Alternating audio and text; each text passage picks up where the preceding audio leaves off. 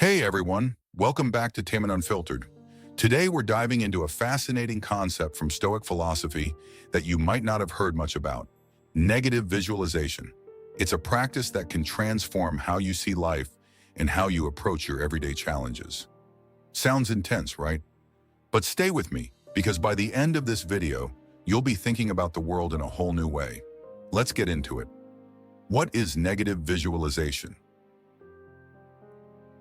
So what exactly is negative visualization? Simply put, it's the practice of imagining the worst-case scenarios in life: losing something you love, facing a difficult challenge, or even encountering a deep personal loss. But here's the twist. You don't do this to wallow in negativity. Instead, you do it to increase your appreciation for the present and reduce the anxiety of the unknown. Let's break this down. Negative visualization comes from Stoic philosophers like Seneca and Marcus Aurelius, who believed that thinking about loss and hardship wasn't just about preparing for bad times. It was about realizing how fortunate we are in the present. It's all about perspective. Why it works. You might be wondering, why would I want to imagine the worst possible outcome? Doesn't that just bring negativity?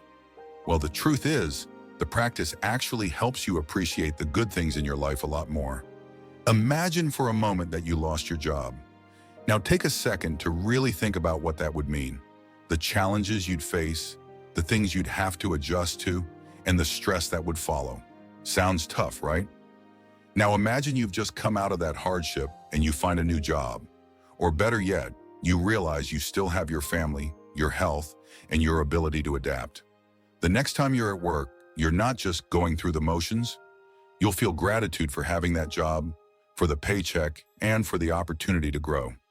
By mentally rehearsing loss, you create a deeper sense of appreciation. It's like this.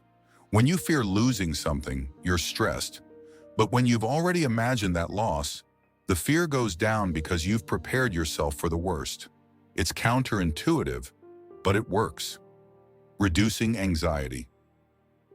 Let's talk about another benefit. Reducing anxiety. Have you ever noticed how our minds can spiral into worst-case scenarios, even when there's no real danger? Negative visualization helps calm that spiral. When we anticipate the worst, it takes away some of the fear, because we're no longer worried about the unknown. When you've mentally prepared for something, you approach challenges with a calmer mindset. You're no longer paralyzed by fear of the future, because in your mind, you've already dealt with the worst. This doesn't mean life's going to be easy. It just means you're mentally ready for whatever comes your way. Practical tips for negative visualization. All right, so how can you actually practice this in your own life? Let me give you some practical tips. First, start by finding a quiet space. Close your eyes and imagine the worst-case scenario for whatever situation you're facing right now. Let's say it's a big presentation at work. Visualize everything that could go wrong. The tech fails, you forget your lines, everyone's staring at you awkwardly. Now take it a step further and imagine how you would handle it. You mess up, but you learn from it or you laugh it off. The pressure is gone because you've already processed it. Another way to approach it is through loss. Think about losing something important to you: a friend, your health, even your home. Don't shy away from the discomfort of these thoughts. Once you've sat with them, think about what you still have and what you've learned about life's impermanence. This practice doesn't just make you appreciate what you have now, it also makes you more resilient in the face of hardship. The Stoics' perspective on material things. One last thing about negative visualization: it helps detach us from our material possessions. We often tie our happiness to things we own or to external success. But the truth is, everything is temporary. If we're too attached to things, losing them can feel like losing ourselves. The Stoics taught that nothing in life is guaranteed. So instead of fearing loss, we learn to embrace the moment and the people around us without holding on to them too tightly. Negative visualization, in this sense, becomes a tool for living a more mindful, present life. So, what do you think?